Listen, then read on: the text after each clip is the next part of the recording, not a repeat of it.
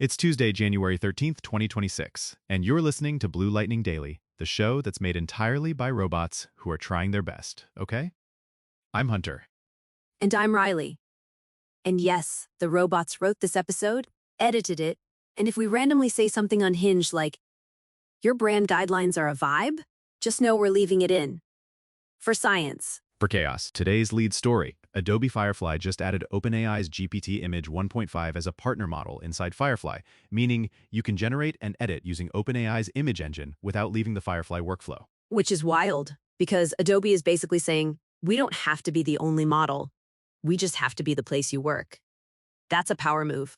Yeah, this is not, ooh, new dropdown, cute. This is Adobe turning Firefly into a control layer. Like, pick the engine, but the cockpit is Adobe. Okay, but Hunter, tell me you don't love a cockpit. You're literally the guy who enjoys organizing layers. I do, I'm not ashamed. But for creators and marketing teams, this is about friction. The messy reality has been generate in one tool, export, import, lose your settings, lose your prompt, lose your soul. Then you've got 8 files named final for real.psd. Oh my God, the for real file naming system. That's how you know the deadline is close enough to smell. Exactly.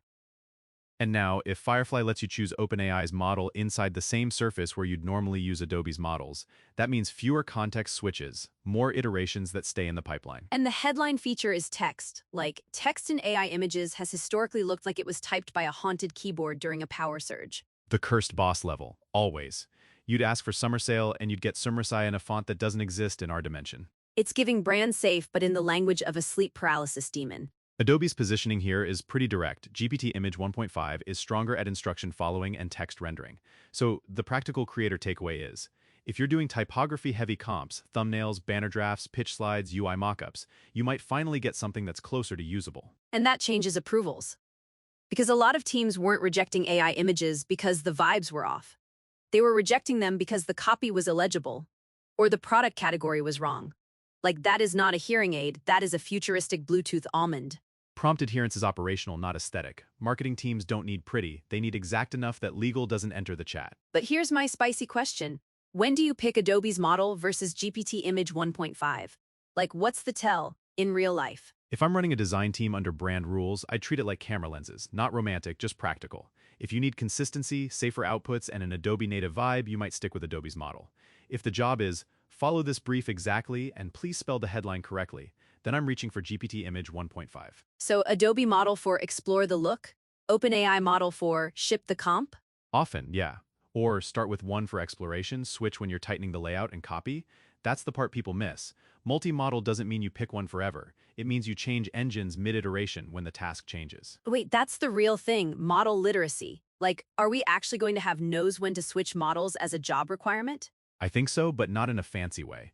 More like, creators who can reliably get from brief to deliverable will start building instincts. This model is better for text, this one is better for stylized concepting, this one nails photoreal product shots. So it's less wizard prompt engineer and more competent creative operator who knows which tool won't embarrass them. Exactly. Also, Adobe is clearly building a moat around workflow. Because models are getting commoditized, Adobe's advantage is you're already in Creative Cloud, you already have the team process, the files, the approvals. If Adobe owns the surface where work happens, they win even if they don't win every model race. Snark check, so they're partnering with OpenAI for creators. And also because owning the workflow is the only moat left. Both can be true. It can be good for creators and also strategically smart. The best partnerships usually are. Okay, zoom out. This week has been very real work focused. Like we talked about OpenAI wanting real workplace files paired with original requests. That's the same energy. Less web text, more deliverables. Yup. Tools are shifting from, look what I can generate, to, can I actually finish the job? And Firefly adding partner models is Adobe admitting the job isn't one model, the job is a pipeline. And it lines up with other Firefly moves too. Like prompt to edit for video typing changes onto real footage instead of recutting everything. That's not a toy feature, that's an I have a client review in an hour feature. And on the creator side, Lightricks LTX-2 dropping open weight audio video generation, that's another signal. People want local workflows, cost predictability, privacy, and drafts that already have sound, less handoff, less duct tape. I love that the vibe right now is stop making demos, start making Monday easier. Exactly. But let's keep it grounded. Better text and images doesn't delete design. You still need human judgment for typography, hierarchy, spacing, and making sure you're not putting legally sensitive copy into a generated image and hoping it's correct. Yeah, if you're like, AI, write my disclaimer in 6-point font, You are playing a dangerous game. Exactly. And brand review still matters. Why? Because close enough is how brands slowly turn into a weird parody of themselves. Okay, but hold up. Does improved text kill the comedy?